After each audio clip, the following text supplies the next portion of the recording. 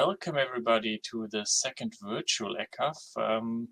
We unfortunately cannot be at Alto, but we hope that you will all enjoy this virtual opening session as well on the topic of the value of evidence.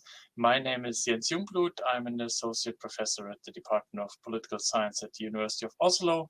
And this is also where I'm welcoming you from today. And I hope all of you are having a wonderful day so far. And I'm looking forward to an interesting opening discussion. I'm really happy to introduce to you our two speakers today. And then on the one hand, we have Nicola Dandridge.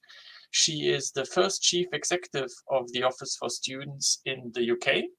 She took that job in September 2017. And for those of you who don't know what the Office for Students does, it is a public body that has been newly created and fully established in April 2018, which regulates the higher education sector on behalf of students and aims to ensure that every student, whatever their background, has a fulfilling experience of higher education.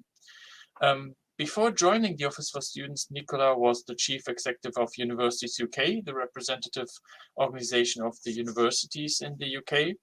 And before that, she was the executive of the Equality Challenge Unit, the higher education agency which promotes equality and diversity for staff and students. On the other hand, we have Dragan Gasevic, who is the Distinguished Professor of Learning Analytics in the Department of Data Science and Artificial Intelligence of the Faculty of Information Technology and the Director of the Center for Learning Analytics at Monash University. He is the founder and served as the president of the Society for Learning Analytics Research. And in 2019 and 2020, he was recognized as the national field leader in educational technology in the Australian's Research magazine. Dragan also led the EU-funded Sheila project that received the Best Research Project of the Year award in 2019 from the Association for Learning Technologies. And his research interests center around data analytics of self-regulated and collaborative learning and adoption of learning analytics in educational systems. So we obviously have two extremely knowledgeable speakers to discuss the issue of the value of evidence with you today. And I'm very much looking forward to the discussion with both of them. Maybe to kick us off a little bit here and to get like a grasp of the topic, let me start addressing a question towards you, Nicola. Assuring high quality and standards in higher education is obviously a very important aspect of the Office of Students' work in general. Maybe you can tell us a little bit more about how you work on this and what maybe have been the most recent activities that the Office for Students had in this field. Yes, I'm very happy to. And thank you, Jens, for the introduction. And thank you to EQAF for inviting me to contribute to this really interesting and important discussion. You're right that quality is at the heart of what we do as the regulator. We're actually England only, not the whole UK. But we approach quality by, first of all, ensuring that all the universities and colleges that we regulate meet a minimum baseline in terms of quality. So what every student has the right to expect across the whole sector. And then above the baseline, we have various mechanisms and projects that incentivize excellent quality above that baseline. But the point is that our baseline quality expectations falls into two main categories. Quality and standards, core quality and standards on the one hand, which covers students' academic experience, the support they receive, how they're assessed, and so on. And as part of that, actually, in order to assess performance, we may ask the Quality Assurance Agency, which many of you will know, to advise us on a university's performance against the criteria. And then on the other hand, we regulate against student outcomes.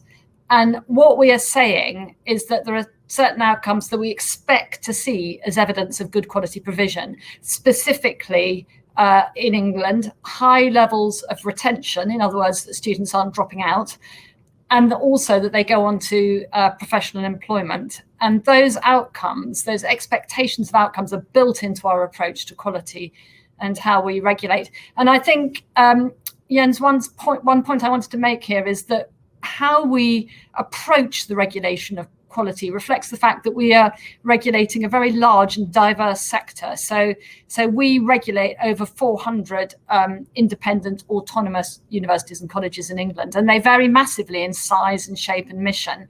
So what that means is what might work for a large multi-faculty university with, say, over 40,000 students might not work for a small specialist that's got 50 students, or even less, actually. We register one institution that's just got 25 students. So we don't focus on being prescriptive about processes, partly because we believe that actually outcomes matter. They matter to students and others, so it's the right thing to do, but also because it's the only way of effectively regulating a large and diverse sector. If I can make one more point, because your question asked about recent work in this field, and I wanted to just finish by touching on some recent work that we've done on the question of student outcomes, where we've recently developed a new experimental metric, which we're calling PROCEED. And what it does, it combines two outcomes-related data sets. One is the projected completion rates for students, i.e. the proportion of students who don't drop out and finish their studies, with the separate data set for graduate progression into professional employment or further study. Not salaries, by the way, but employment, professional employment or further study. So it's a synthetic metric that blends those two data sets together and then presents that data in terms of the whole university or college, and also by subject. And I think what's interesting about it is it shows tremendous variation. So we've got some universities and colleges having an 85% combined completion and progression rate, so very high, and then others down at 35%. So yeah, for us, that's relatively low. I should say this is not part of the evidence we use for our regulation of universities and colleges, but we think this is really important information. If we're an outcomes-based regulator, we think it's important for students and third parties to have this information, particularly for students when they make a choice as to where or what to study. So we're publishing and promoting it. I mean, it's still experimental, so we're ironing out some of the details, but I can see it becoming an increasingly useful element of the information landscape that we put out in the future. So that, Jens, is a brief summary of our approach to quality and particularly our approach to outcomes-based quality assessment. Thanks so much, Nicola. I mean, it's really interesting and fascinating. You use this very wide set of indicators, this very different kind of data points that you blend together to try to get a more whole or encompassing picture of the institutions and the programs that they offer. So I would like to hand over to Dragan here. And I mean, you're the expert, you're a professor of learning analytics. What do you think does this availability of data, like we have big data now in higher education, we have more open data, we have more data points, so to speak, available for universities for quality assurance. What, in your view, is the impact of that we can expect, or that it should have maybe on quality assurance activities nowadays? Absolutely, and thanks very much for the opportunity to speak to you today. Obviously, learning analytics is a relatively new field, and it's mostly characterized by the also introduction of a range of different digital data. I often call these digital data as dirty data, because they are coming basically from the interaction of the learners and other stakeholders in education with a range of digital technologies that are available. So what they may offer in comparison to some of the conventional data that are commonly used for quality assurance in education, I often refer to some of these data are different self-reported measures of student satisfaction. I remember in the UK, there was this national student survey as well. And obviously I was with the University of Edinburgh, we never really liked it, the outcomes, but it was basically an important data point that offered, and gave students a voice, and also gave some public insight, offered some public accountability, and several other things. But obviously self-reports also have its limitations. There's often self-selection bias. We also, don't necessarily measure the actual learning with that. We just measure somebody's perspectives to the things. And often they don't really measure the actual experience of the learners. They are just measuring the memory of that experience. learning analytics by itself is kind of overcoming the self-selection bias. So for example, by the act of not creating any logs in the online environment is by itself a data point, meaning that you are not engaging with certain relevant type of activities and gives us a particular type of insight. That is really important. The other important thing that learning analytics and new type of digital data can offer us is that we are by default creating these longitudinal data. So we can track students' progression. We can see what is happening throughout the duration of the entire course that students are taking, a semester, academic year, and their entire studies. And that in long term also gives us that we don't have to necessarily wait particular data collection point, particular census date, but instead we can immediately get in real time insights into some of the things that are happening and that are very relevant for our learners and for our decision makers and teaching staff. But at the same time, we can also make some of these informed decisions. And these informed decisions are then coming with kind of a potential benefit as well, that we are empowering teaching staff and students to inform these decisions in real time. What is also interesting with learning analytics, and many of you are also probably familiar with some of these kind of things that learning analytics is offering, is that we can use a range of different predictive technologies that are available. So we can predict early in students' learning experiences being at risk of, for example, failing a course, which directly speak to some of the measures as well that Nicola was indicating about, that are very kind of preemptive to the points of students drop out from education and so on. So that institutions can take these early measures. And I would also like to emphasize one other really important promising point is that these new methods and the use of a range of different types of data is also offering us opportunities that we can measure a range of different skills as well that students are developing and how they are developing, whether we are talking about problem solving, whether we are talking about self-regulated learning, communication, and so on.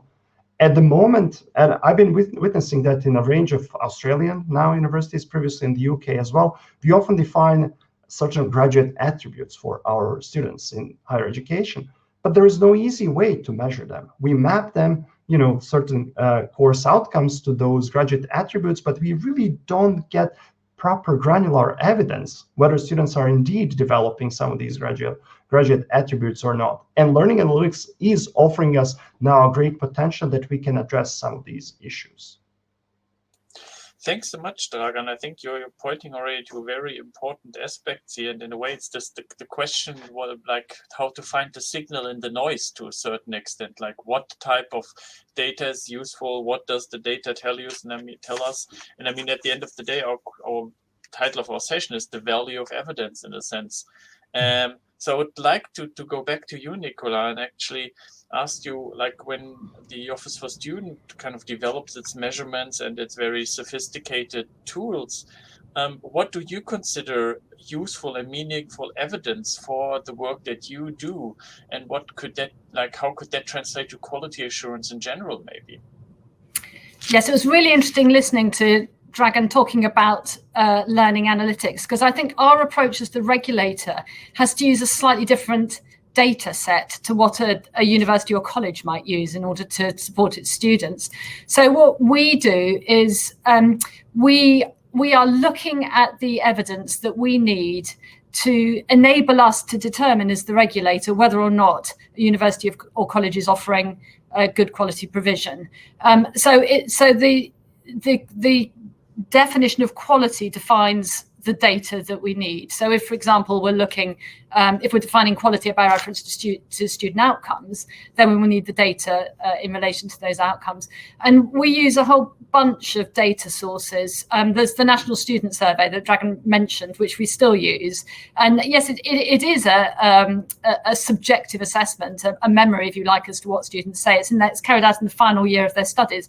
But on the other hand, that has to be an important element. Their perception has to be an important element of how we assess the quality of their provision. But alongside that, we rely on the student record, which is data gathered by universities and colleges about each individual student's performance, together with personal characteristics where they're relevant, admissions data, which students apply, where, what their prior school attainment looks like, and so on, employment statistics, so that goes to their professional and graduate employment, and then evidence from notifications, what students tell us, or third parties tell us, and evidence from investigations as well that we carry out. So there's no one single data source, of course, that we would use to determine a regulatory judgment, and they all tend to interact. So, for example, if you've got students reporting unsatisfactory provision, you tend to see data showing high numbers of dropouts, and then there's an investigation which confirms poor quality provision. So they all sort of reinforce in that way.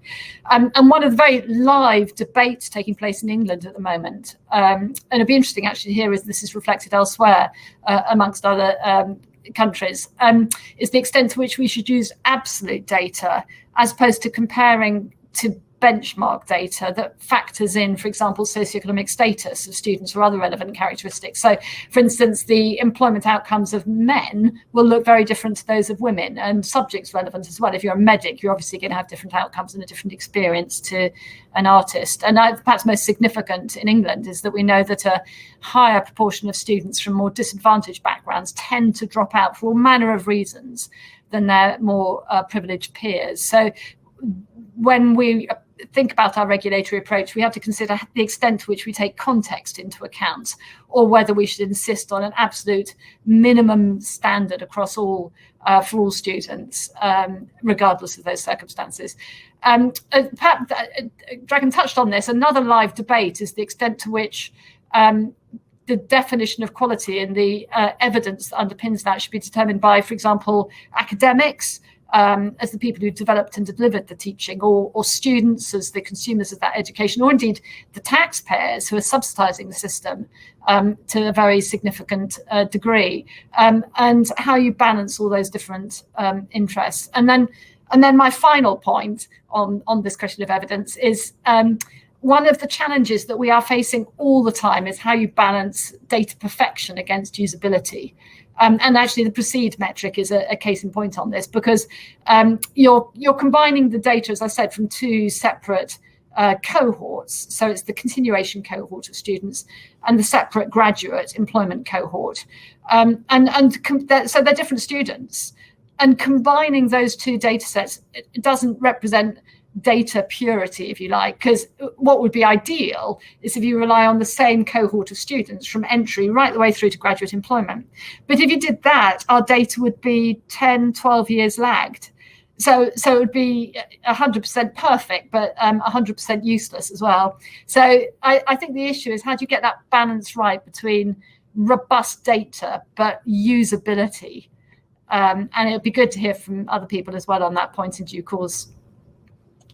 Now, this is a very good point that you're opening up, Nicola, there, because obviously we can collect all the data in the world and we can try to make use of it as much as possible. But if we, we have to fit the balance between the applicability, the usability, and maybe also the quality of the data in a way.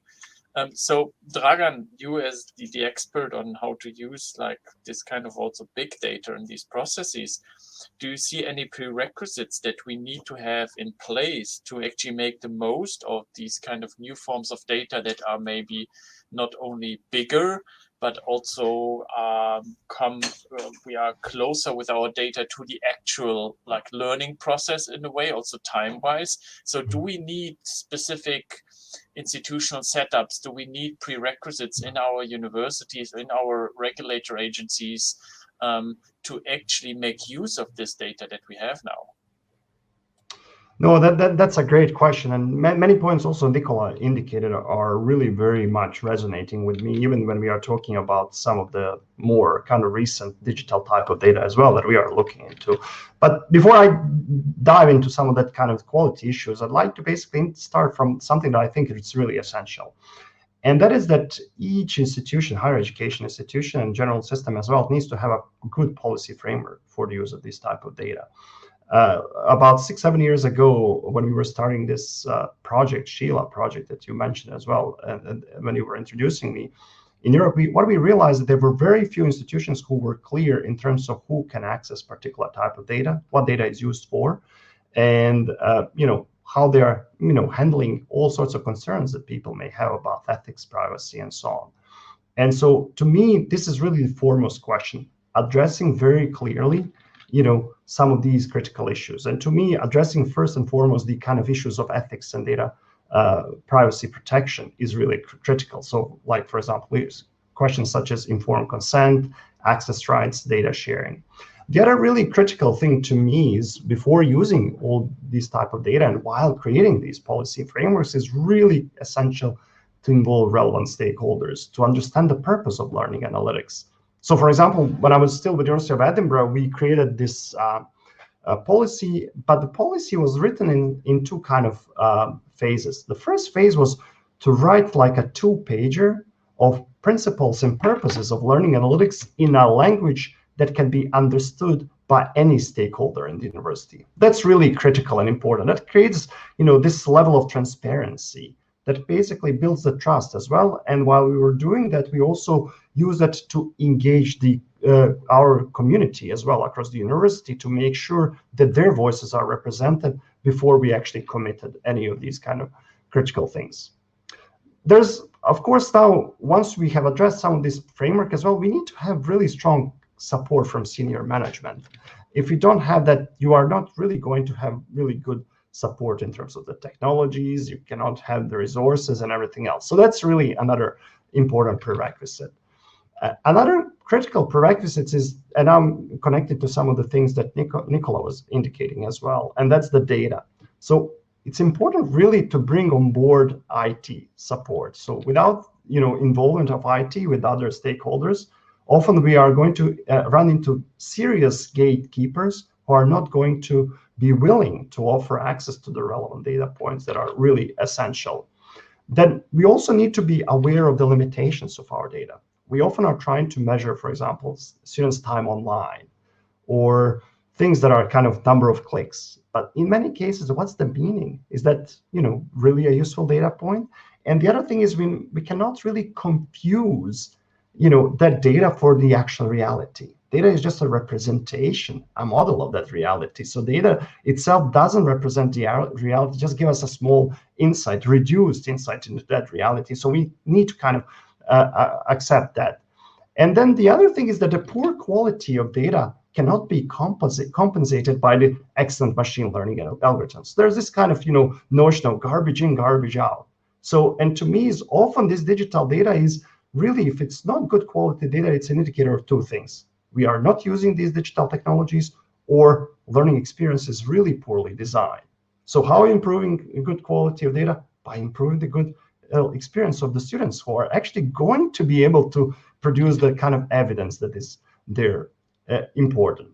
There's also an important thing, and I'm going to just emphasize here, I can go on about these issues there, but in terms of the transformation of our organizations as well, is to really create enough opportunities for stakeholders to develop skills, to use and interpret these type of data. Often we just think we can buy this product, it'll give us predictive models, without really thinking who's going to use it and whether they have the skills to use these type of products. And in that process, it's also critical to really involve the stakeholders in the co-design of the processes and even the tools and the procedures, because that's the only way to get a good buy-in of the stakeholders. Thanks a lot, Dragan. I mean, those are really interesting reflections on what we actually need to make use of the data we have and we can get. And I would like to have one more question to Nicola, and it's a bit linked to what Dragan was talking about. And it is about this link between evidence and quality. As Dragan was saying, like, the data we have is just like it's a representation, but it's not the full reality. And one obviously very important kind of decision you also as a regulator have to make is, how do you select your data? How do you select your indicators? What kind of representations of reality, so to speak, do you use to try to grasp what you want to what you want to get close to in a certain way. So how do you treat this link between the evidence that you collect and the quality that you're after, and how do you create like the arrow between the two and make sure that the link also stays stable over time, and that you can kind of keep up with the changes here? It's a good question. How do you create that link, that arrow? Because it's very easily said and actually quite difficult to do. But I think we would start from the position of saying you may not like it and it may be difficult, but you can't do without it. You have to have an evidence-based approach. Otherwise, as a regulator, our decisions would be subjective and lack credibility and be open to challenge, or alternatively would be utterly ineffective because we would speak in terms of aspirations and then just have to keep our fingers crossed because we couldn't actually regulate because we wouldn't have the evidence to know what to do. So like it or not, you need the evidence. And I think, as I said before, determining what the evidence is, you have to be really clear what your definition of quality is. And this is a very contested space. I'm sure for all countries, it's a very contested space. It certainly is in England. So what one person says is important might not be what another person thinks is important. And likewise, the evidence that you use might be hotly contested between people, either in terms of its substance or the weight you attach to it. So I think you go into this knowing that you're not going to be able to please everyone. You just have to reach a view on what the relevant evidence, what the relevant data is. And then the other challenge, I just touched on this previously, actually, is what you do where if you've defined quality and your approach to quality, but then the evidence is not available. So I think what you can't do is retrofit your definition of quality just because there is a useful body of evidence here. But on the other hand, what do you do if the evidence doesn't exist? You can't impose a huge, great regulatory burden on everyone to create it. So I think the answer, rather predictably, is that you have to be pragmatic about this and get as close as you can to robust proxy data sets, maybe, which support your defined quality features. And inevitably there's going to be trade-offs there. And I think we have to acknowledge that in the mix, evidence and data is only part of the equation. This is a point that Dragan just made, which I think is so important. Judgment is really essential, particularly if you're regulating, but drawing any conclusion, because you cannot and wouldn't want to create a sort of perfect algorithm into which you input a whole load of complex data and then sort of quality shoots out the other end. I mean, it just doesn't work like that, and you wouldn't want it to. So, I mean, and also higher education, teaching and learning is far too complex for that sort of approach. So you need your data, that's essential, but judgment has to play an important part, evidence-based judgment. And that's certainly how we operate as a regulator, and I'm sure all of you do too, that you get your evidence and then you apply informed judgments. And certainly we do that through our executive staff, but also we bring in independent and outside parties and experts to assist us with this. So I think how do you define that arrow, that link? I think you have to be pragmatic. You have to be as robust as possible and unequivocal about the importance of evidence-based, because you're going to get pushed in all directions. So you need to hold on to the importance of truth and objective data, but you draw an expert judgment and make sure that you get that balance right between all of these different competing factors. I mean, it is challenging, as I said, but it's unavoidable, because the alternative is either regulating in a sort of capricious, subjective way, or not regulating at all, and both of those are unacceptable. So in a way, we have to live with the tensions and the imperfections and the fact that there's no magical machine that turns evidence into quality in higher education. But Dragan, as kind of a researcher who works a lot on this, how would you actually describe an ideal situation? So we just heard from Nicola, like the challenges of turning data into kind of usable knowledge and like regulatory decisions. But how would the ideal system look like? If you look at the opportunities that we have today, and you heard what Nicola just said about the challenges with creating that arrow between data and conclusion, what would be your advice and say, like, okay, this is the way what we could do now? Yeah, no, that's really important, and that's an essential consideration that we need to have if we are aiming to use some of the data that we are commonly using in learning analytics as useful evidence as well that can inform decision making in higher education and for quality assurance. In my view, going back and speaking about the data quality is really essential, and we need to really make sure whether we have this kind of sufficient data quality that we are getting there. So like whether we are kind of having trustworthy data, whether we are producing the evidence as well, that is essential there. The other thing is that often in higher education, we see a huge interest in learning analytics, in particular predictive modeling as well, because predictive modeling can give us like some of these early warning systems that can help us inform some of the activities. But often institutions go into that without thinking what actually needs to be done before you can implement such a system. And to me, implementing that type of a system really requires careful consideration also about the extent to which we have good analytics quality or culture in our institution. So analytics can have lots of this kind of dark side, if you wish, to it. So there are certain things that stakeholders need to be empowered, if you wish, and knowledge about, so that they can actually meaningfully understand some of the data. For example, often, I've been asked a question, well, can we just count the number of times teachers are logging into the online environment, or how many times they posted a message as an indication of their quality of teaching? Absolutely not. Absolutely not, because basically they can actually spend a lot of time on their quality of the educational design and everything else that is shaping that learning experience. There's another often kind of misunderstanding as well, is that we often find that, like, for example, interaction between students and teachers and the frequency of that interaction may be a negative indicator or negative predictor of the students' outcomes. And again, that may not mean that the teaching team is doing poorly, but instead they are spending much more time with the students who are potentially struggling. So what I'm trying to say by this is that we need to not only empower our people who are at the forefront of learning and teaching, but also the decision makers to learn about the limitations of learning analytics, what can be done and what cannot be done. And we often don't have these comfortable, safe spaces for senior management in organizations and policymakers where they can actually learn about some of these things, be exposed to some of these issues. And then when they go into their institutions, they can then really be able to empower and lead the change about the use of some of these data. To me, that kind of issue is far more important than some of the critical technical issues that we are often talking about. Thank you so much, Dragan. And with also an eye on the time, I think we should move away from our tripartite discussion and open it a little bit more to also the audience. And we already received a number of questions in the Q&A tab, and I just want to encourage all of you to continue using it.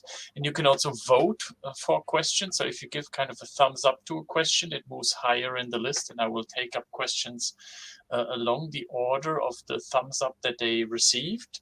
So let me start with the first one from René Teunissen, who was asking, how do you move away from quantitative indicators to build evidence and use qualitative indicators and data on institutional levels to support quality assurance?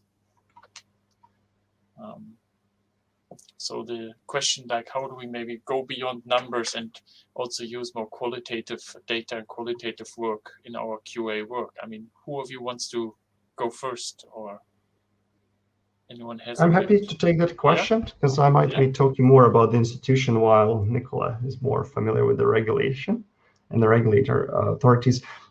So to me, that question is really important. Often with the numbers, we wash away the context in which the data is happening. One of the critical things what we know is that, and I've been talking also recently with even some of the organizations that are supporting users trying to create the type of presentation that is relevant. For data, we need to have good data stories. If we don't have the good data stories, then we cannot really translate it easily to the relevant stakeholders who need to make the decision.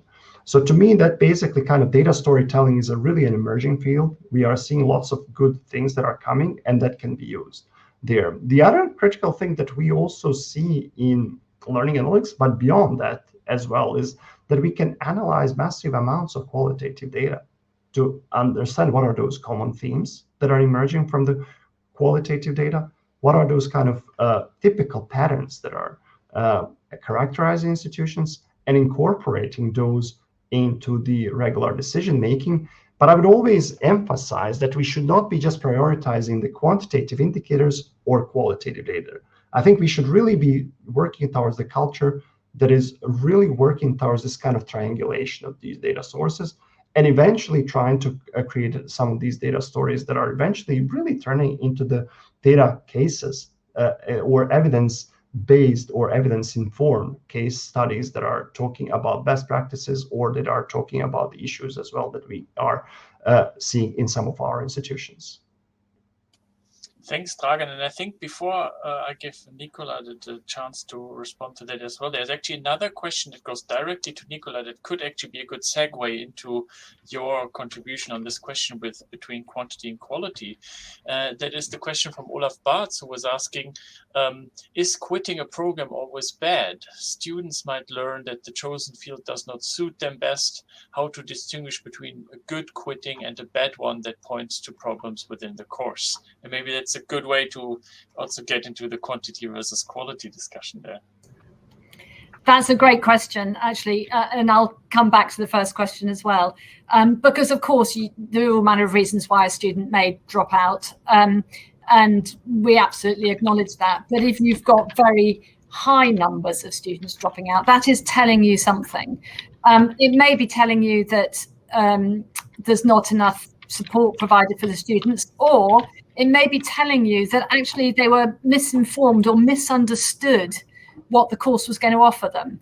And I mean, bear in mind that the context in England in particular is that you're having to a student has to take out loans to go to university. So it's not a neutral, cost-free exercise. But also there's a time, if a student spends a year or 2 years at universities before deciding actually they've studied the wrong subject, regardless of the money, there is a cost to that in terms of their time. So they have to start doing something else. So I think acknowledging that, of course, there are very good reasons why students might drop out, and you certainly can't hold that against the university. It may be personal reasons, it may be health, it may be caring responsibilities. So we factor all of that in. I think what triggers concerns is when you get disproportionate numbers, and that is it's a signal. It's Jens, it's your point about the signal and the noise. That is a signal that we need to look further. And I think the case with any of these indicators, the hard quantitative indicators, that they don't, as I said, it's not an algorithm that equals poor quality.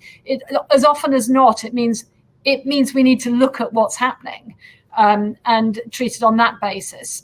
Though that's going to depend on the indicator. And go just very briefly on the first point, because I agreed with what Dragan said. Look, the question of the balance between quantitative and qualitative depends on what you're trying to measure, I think. So at one extreme, if you think it matters what student outcomes are, if you say it matters whether students get professional employment, then you are inevitably going to look primarily, I think, at quantitative data.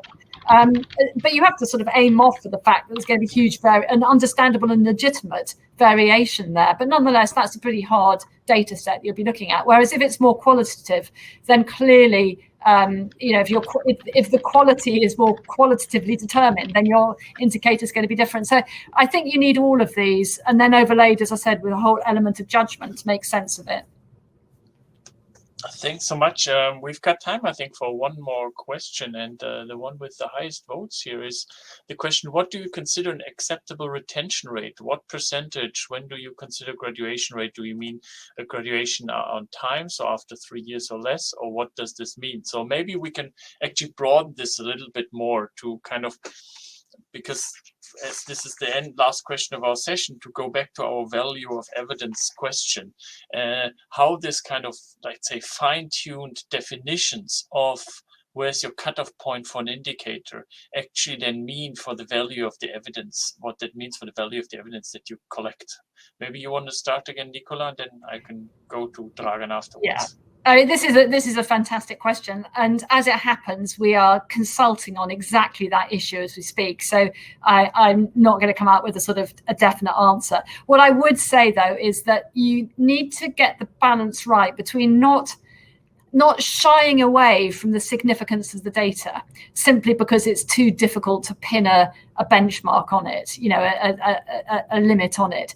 So I don't think you can run away from that by saying, oh, it's all too difficult, therefore we're not going to use that as an indicator. On the other hand, there's a whole bunch of context you need to take into account. So in terms of retention, it does matter who you are and you know, what you're studying and the context. You just have to take that into account, and we do.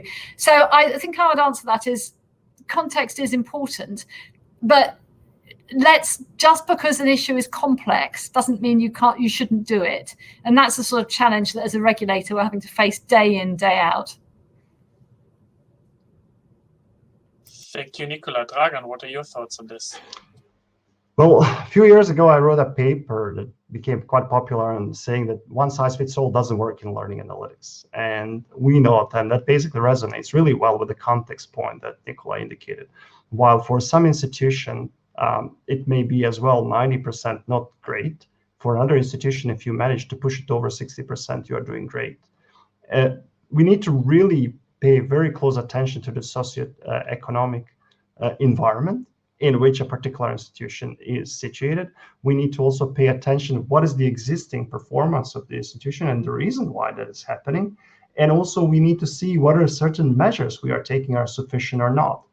One thing, though, I would like to emphasize there is, in addition to these kind of measures that are important to be considered, when we are using data and evidence, one thing that often we think that buying product that can give us like insight or predictive model to improve student retention, it's never enough because you need to eventually change some of your organizational structures. You need to change some of your organizational processes as well that are going to respond to the findings that you are having. If you think that, you know, business as usual is going to change the things and you are not, and at the same time you're consulting evidence, that's not going to happen. And to me, that's really important point and most critical point to consider when you are using evidence with respect to retention in higher education.